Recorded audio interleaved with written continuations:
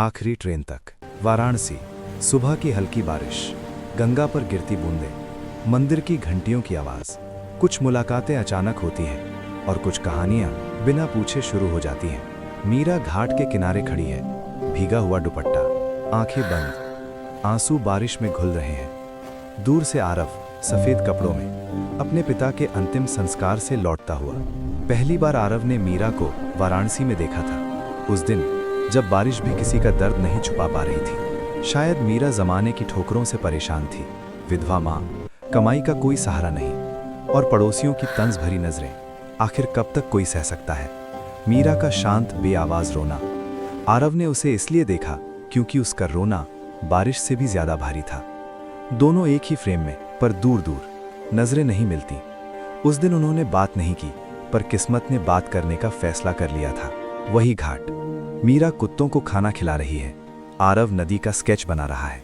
मीरा की हल्की सी मुस्कान। इस बार नजरें मिलीं और एक हल्की सी मुस्कान ने आरव के दिल में जगह बना ली। आज मीरा थोड़ी खुश थी। दिल्ली की संगीत नाटक अकेडमी से डांस टीचर का ऑफर जो मिल गया था। सोच रही थी, माँ को लेकर यहाँ से चली जाऊंगी, जिंदगी नई तरह से शुरू करूंगी। आरव नजदीक आते हुए, आरव, हाय, मेरा नाम आरव है, क्या मैं यहाँ बैठ सकता हूँ? मीरा हल्की मुस्कान के साथ, हाँ जरूर। आरव, बुरा ना माने तो एक बात कहूँ? जी कहिए। आप रोते हुए बिल्कुल अच्छी नहीं लगते। मीरा थोड़ा सरप्राइज्ड, आपने मुझे रोते हुए कहाँ देखा? आरव, हाँ उस दिन। मीरा हल्का सा मुस्कुराकर, और आप भी तो उस दिन उदास लग रहे थे। आरव, हाँ उस दिन मेरे पिताजी चल बसे थे। मीरा, ओह आई एम सॉरी।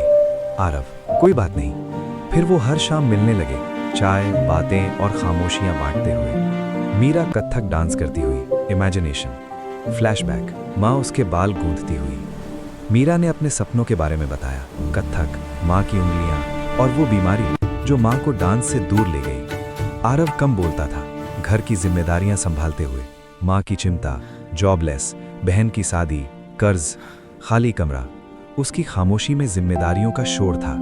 नारंगी आसमान, ढलता सूरज। मीरा, अगर हमें प्यार हुआ तो ये आसान नहीं होगा। आरव मुस्कुराते हुए, जो सबसे मुश्किल होता है वही सबसे कीमती होता है। वो गलत नहीं थे। आरव का घर, ठंडा और सुन माहौल। माँ चिल्लाती हुई, ये प्यार नहीं है, ये सिर्फ स्वार्थ है। तुम्हारा स्वार्थ आरव, हम किस हाल में हैं इसका विचार नहीं। जैसे बिन बादल बिजली गिरती हुई, बहनों ने मुंह मोड़कर रूम को जाती हुई। अब लैला मजनू मिलेंगे, ऐसे कहे हुए। अलग जाति, दहेज नहीं, और सपने देखने वाली लड़की, माँ को पसंद नहीं। आरव मीरा से बिन बताए धीरे धीरे दूर होता हुआ। मीरा उसे जाते हुए महसूस कर रही थी। मीरा ने दूरी महसूस कर ली उससे पहले कि आरव कुछ कहता। रात, रेलवे स्टेशन। मीरा प्लेटफॉर्म पर इंतजार करती हुई। जिस रात मीरा दिल्ली जाने वाली थी, वो स्टेशन पर आरव का इंतजार करती रही। ट्रेन अनाउंसमेंट्स, भीड़, ट्रेन आती रहीं जाती रहीं, आरव नहीं आया। मीरा ट्रेन में चढ़ती है, आंसू, कांपते हाथों और टूटे दिल के साथ मीरा चली गई। स्टेज पर मीरा, जोरदार तालियां। साल बीत गए। मीरा वो बन गई जिसे दुनिया तालियां देती थी। उसकी आंखें भीड़ में किसी को ढूंढती हुई। मुंबई, ठंडी शाम। आरव पीछे खड़ा, हाथ में गेंदे के फूल। आरव, मैंने आपकी हर परफॉर्मेंस देखी है, आप बहुत खूबसूरत डांस करती हैं। मीरा हैरान, आरव आप? आरव चुप, आंखों में आंसू। मीरा टूटकर, तुमने मुझे तोड़ दिया आरव, क्या मैं इतनी गैर थी? सच बोल देते, शादी नहीं चाहिए थी, सिर्फ तुम्हारा प्यार काफी था। आरव, मैं पूरी जिंदगी माफी मांगता रहूंगा, प्यार नहीं।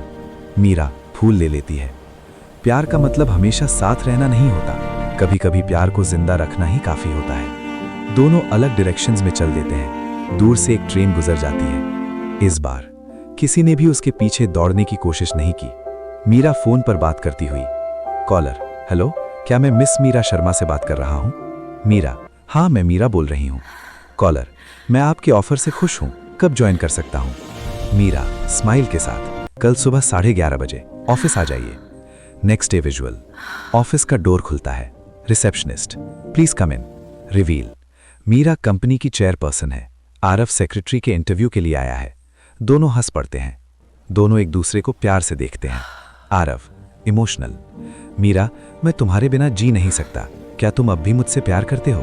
क्या मुझसे शादी करोगी? मीरा आंसू और स्माइल के साथ, मिस्टर आरव सक्सेना, उम्र भर पर्सनल सेक्रेटरी बनोगे बिना सैलरी के। दोनों हंसते हैं और आरव मीरा को कस के बाहों में भर लेता है।